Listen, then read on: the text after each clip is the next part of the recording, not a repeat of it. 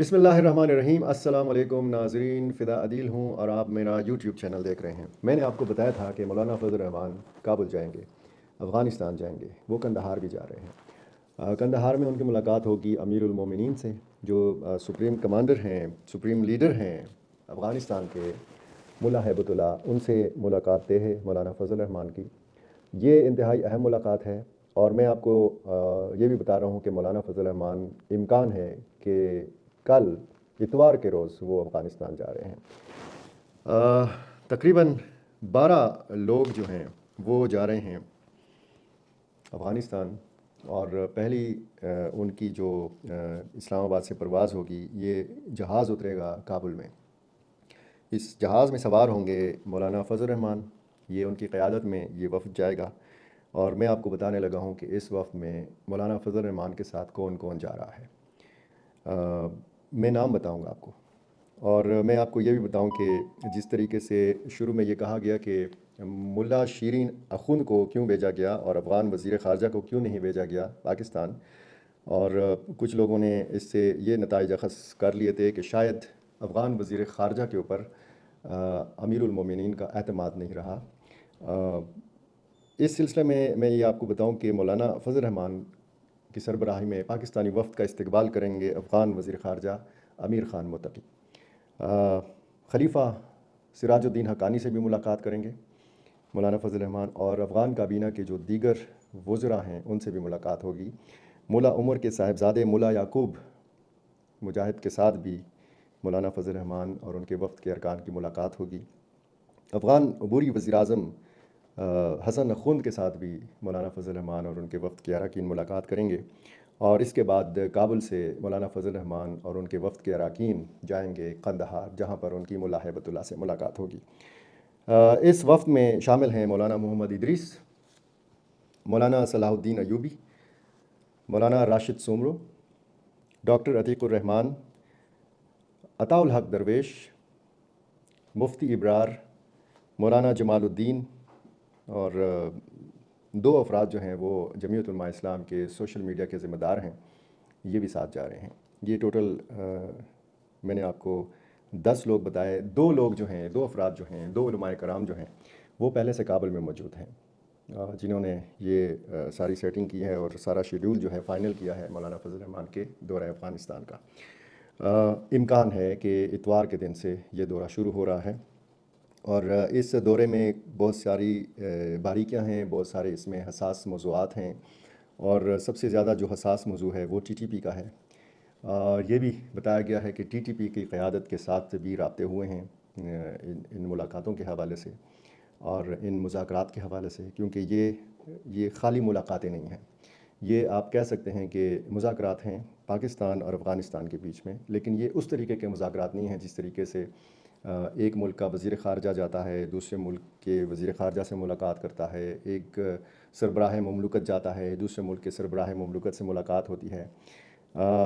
चूँकि मामला अफ़गानिस्तान और पाकिस्तान का है, और इससे पहले भी आपने देखा होगा कि कोशिशें की गई हैं कि यहाँ से वफ़ूद गए, यहाँ से मुफ्ती तकी उस्मानी की क़यादत में वफ़द गया था, उसके उस तरीके से नताइज बरामद नहीं हुए। लेकिन अब जिस तरीके से सूरत हाल तेज़ी से बदल रही है, अफ़गानिस्तान की हुकूमत के ऊपर दबाव बढ़ रहा है। अब हाल ही में आपने एक दो दिन पहले ईरान का एक बड़ा हादसा देखा करमान में, और वहाँ पर तकरीबन जो 284 लोगों के बारे में बताया गया। ये ईरानी हुकाम का दावा है कि इन धमाकों में जो जाँ बहक और ज़ख्मी होने वालों की तादाद है वो 284 है। 180 के लगभग इसमें लोग जाँ बहक हो गए थे ईरान में होने वाले हमलों में। और अमरीकी हुकाम ने यह कहा है कि इस हमले में दाइश के लोग मुलव्वस हैं। अब अफ़गानिस्तान की हुकूमत ने ये जो दावा है ये मुस्तरद कर दिया है और कहा है कि जी बुध को जो ईरान के शहर करमान में ये जो हमले किए गए थे, ये मनसूबाबंदी अफ़गानिस्तान में नहीं की गई। ये अफ़गान हुकूमत कहती है। अमरीकी ज़राए ये दावा करते हैं कि इन हमलों की मनसूबाबंदी जो है ये अफ़गानिस्तान के अंदर हुई है। तालिबान हुकूमत के तर्जुमान ज़बीउल्लाह मुजाहिद ने इंटरनेशनल मीडिया से बात की है इस हवाले से, और उन्होंने कहा कि अफ़गानिस्तान की इस्लामी इमारत यानी तालिबान हुकूमत इस दावे को गलत समझती है कि अफ़गानिस्तान में दाइश का एक मरकज़ है جو یہاں سے حملوں کی منصوبہ بندی کرتا ہے۔ انہوں نے مزید کہا کہ داعش کے پاس افغانستان میں اتنی صلاحیت نہیں ہے، اسے مکمل طور پر کچل دیا گیا ہے۔ یہ صورتحال ہے، اور جس طریقے سے افغانستان کے اوپر یہ دباؤ بڑھایا گیا ہے کہ جی وہاں پر داعش کے مراکز ہیں، اسی طرح پاکستان اور افغانستان کے مابین کشیدگی کی بنیادی وجہ ٹی ٹی پی بنی۔ پاکستان کا یہ الزام ہے کہ ٹی ٹی پی کے مراکز، تربیتی مراکز، وہاں پر ان کے ٹھکانے افغانستان کے اندر موجود ہیں، اور پاکستان میں جو حملے ہوتے ہیں ان کی منصوبہ بندی جو ہے وہ افغانستان کے اندر ہوتی ہے۔ افغان حکومت اس دعوے کی بھی تردید کرتی ہے۔ اسی وجہ سے پھر ہم کہتے ہیں کہ ہم نے دیکھا کہ افغان مہاجرین والا معاملہ بیچ میں آیا، پاکستان نے اعلان کیا کہ تمام غیر قانونی جو افغان مہاجرین ہیں وہ پاکستان چھوڑ کر چلے جائیں۔ اب اس کے بعد پھر کیا ہوتا ہے کہ افغان حکومت جو ہے وہ بہت زیادہ تشویش میں مبتلا ہو گئی، کیونکہ ایک تو اگر امریکہ الزام لگاتا ہے، اگر مغرب الزام لگاتا ہے، اگر اسلام مخالف جو طاقتیں ہیں وہ الزام لگاتی ہیں افغانستان کے اوپر یا افغانستان کی اسلامی حکومت کے اوپر، تو پھر اس بات کی کوئی تک بنتی ہے کہ ہاں چونکہ ان کو یہاں پر اسلامی حکومت یا امارات اسلامی سے کوئی مسئلہ ہے تو اس لیے وہ یہ الزام لگا رہے ہیں۔ جب اس قسم کا الزام پاکستان کی طرف سے لگایا جاتا ہے تو پھر بجا طور پر افغان حکومت کو تشویش ہونی چاہیے، کیونکہ پاکستان ایک تو پڑوسی ملک ہے۔ پاکستان کے حوالے سے الزام لگتا رہا ہے کہ وہ ہمیشہ افغان طالبان کی پشت پر رہا ہے۔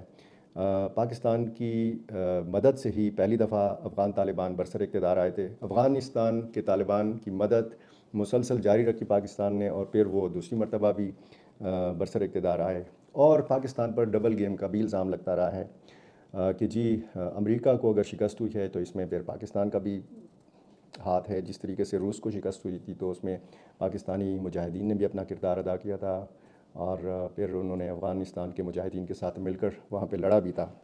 اسی طرح اگر 20 سالہ جدوجہد ہم دیکھیں امریکہ کے خلاف افغان طالبان کی، تو اس میں ٹی ٹی پی کے لوگوں نے بھی ساتھ دیا تھا افغان طالبان کا۔ اور اب اگر وہاں پر اس حوالے سے اختلاف رائے موجود ہے افغان طالبان کے اندر کہ ٹی ٹی پی کے خلاف کارروائی کی جائے، ٹی ٹی پی کے خلاف کارروائی نہ کی جائے، یہ دو آراء ہیں۔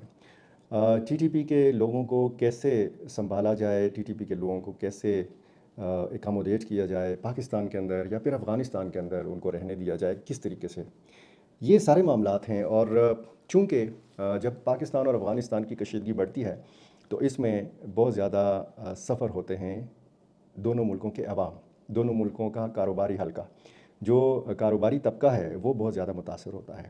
معمولی سا کوئی واقعہ ہوتا ہے تو ترخم سرحد جو ہے وہ بند کر دی جاتی ہے، اور پھر دونوں ملکوں کی جو تجارت ہے وہ بہت زیادہ متاثر ہوتی ہے۔ ہم نے یہ دیکھا ہے کہ اس حوالے سے پاکستان کی طرف سے بھی بڑے سخت بیانات سامنے آئے، افغانستان کی سائڈ سے بھی بڑے سخت بیانات سامنے آئے، اور یہ کشیدگی بڑھتی چلی گئی۔ بات چیت کے چینلز جو ہیں وہ بند نہیں ہوئے، لیکن لگ یہ رہا تھا کہ شاید حالات اتنے خراب ہو گئے ہیں کہ دونوں ملکوں کے مابین شاید بات چیت بھی نہ ہو۔ اب دونوں ملکوں کے جو اعلیٰ حکام ہیں، جو اعلیٰ عہدیدار ہیں، یعنی وہاں سے افغان عبوری وزیر اعظم بات کرتے ہیں، افغان وزراء بات کرتے ہیں، یہاں سے پاکستانی وزراء بات کرتے ہیں، پاکستان کے نگران وزیر اعظم بات کرتے ہیں، اور ٹی ٹی پی کے حوالے سے بھی بات ہوتی ہے، افغان مہاجرین کے حوالے سے بھی بات ہوتی ہے، افغان سرزمین کے حوالے سے بھی بات ہوتی ہے۔ تو یہ ایک دباؤ تھا افغان حکومت کے اوپر، اور ظاہر ہے کہ اس حوالے سے تشویش تھی۔ جو سپریم لیڈرشپ ہے افغان طالبان کی، تو وہ یہ سمجھتی ہے کہ پاکستان کے ساتھ کم از کم تعلقات خراب نہیں ہونے چاہیے۔ اگر کسی بھی دوسرے ملک کے ساتھ افغانستان کی حکومت کے تعلقات خراب ہوں تو اس کا اتنا زیادہ نقصان نہیں ہے۔ اگر پاکستانی حکام کے ساتھ، پاکستان کی حکومت کے ساتھ، ریاست پاکستان کے ساتھ افغانستان کے تعلقات خراب ہوں تو یہ بہت زیادہ نقصان دہ بات ہے افغانستان کے لیے۔ اس چیز کا ادراک کرتے ہوئے ایک 2 روزہ ایک غیر معمولی اجلاس ہوا تھا۔ بظاہر اس میں تو افغانستان کے اندرونی بہت سارے مسائل ڈسکس ہوئے تھے، لیکن میں نے آپ کو پچھلی ویڈیوز میں بھی بتایا کہ اس غیر معمولی اجلاس میں جو قندھار میں ہوا ملا ہیبت اللہ کی قیادت میں، اس میں ایک خصوصی اجلاس بھی ہوا، اور اس میں پھر یہ طے پایا کہ پاکستان کے ساتھ معاملات کو بات چیت کے ذریعے درست ہونا چاہیے۔ اس کے لیے ملا شیرین اخند کا انتخاب کیا گیا قندھار کے گورنر کا، بجائے افغان وزیر خارجہ امیر خان متقی کے۔ تو ملا شیرین اخوند پاکستان آئے، انہوں نے پاکستان کے سیاسی حکام سے، پاکستان کے عسکری حکام سے ملاقاتیں کیں، یہاں پر ان کی ملاقات ہوئی پاکستان کے وزیر خارجہ سے، یعنی اس حد تک اہم ملاقاتیں، اس لیول تک کی ملاقاتیں تھیں۔ اور پھر اس پر بات ہوئی، اور ابھی تک اس پہ بات ہو رہی ہے کہ افغان وزیر خارجہ کیوں نہیں، ایک صوبے کے گورنر کیسے افغانستان سے آتے ہیں پاکستان اور وہ خارجہ امور کے حوالے سے بات کرتے ہیں۔ بہرحال یہ ساری باتیں اپنی جگہ، لیکن یہاں سے مولانا فضل الرحمان جب جا رہے ہیں تو وہ بھی کسی صوبے کے گورنر نہیں ہیں، وہ بھی کسی صوبے کے وزیر اعلیٰ نہیں ہیں، وہ بھی پاکستان کے وزیر خارجہ نہیں ہیں، وہ بھی کبھی وزیر خارجہ رہے بھی نہیں ہیں پاکستان کے۔ لیکن چونکہ جمعیت علماء اسلام کے وہ سربراہ ہیں، جمعیت علماء اسلام ایک مذہبی سیاسی جماعت ہے پاکستان کی، اور اسکول آف تھاٹ جو ہے جمعیت علماء اسلام کا وہ دیوبند ہے، افغان طالبان کا اسکول آف تھاٹ جو ہے وہ بھی دیوبند ہے، ٹی ٹی پی کا اسکول آف تھاٹ جو ہے وہ بھی دیوبند ہے۔